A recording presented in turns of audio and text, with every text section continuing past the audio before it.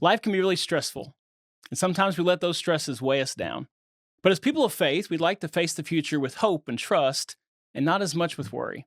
So, how do you do that? 1 Peter 5:7 says, casting all your anxiety on him because he cares for you. What a great verse about how to get anxiety out of our life and get more faith in. Cast your anxiety on him because he cares for you. But how do you do that? How do you cast your anxiety on God? Let me share a few things.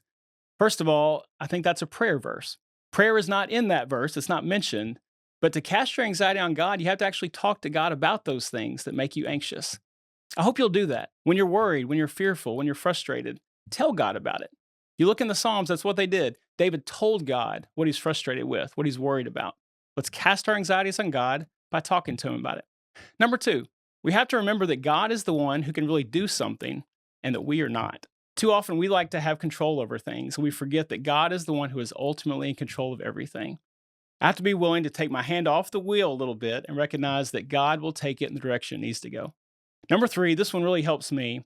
I have to settle my heart in saying that even if something doesn't work out the way I want it to, it'll still be okay. If I'm anxious about something, it's usually because I'm worried that if it goes a certain way, I just can't handle it. I'm just not going to be able to deal with it if it goes that direction.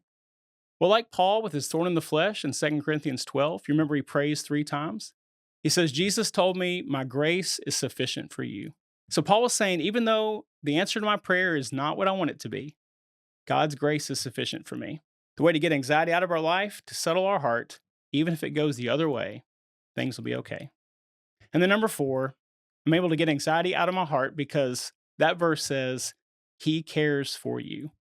I need to remind myself, no matter where life goes, God's still going to be there, caring for me, loving me, making sure I have what I need. So we don't want to let the anxieties and fears and worries of life weigh us down. Instead, let's face the future with hope and with trust, casting all our anxiety on God because he cares for us. If you're in the Memphis area, we'd love to have you visit with us at the Great Oaks Church of Christ. We're trying to simply be Christians, trying to just follow the Bible. We'd love for you to join us in that. Hope to see you Sunday.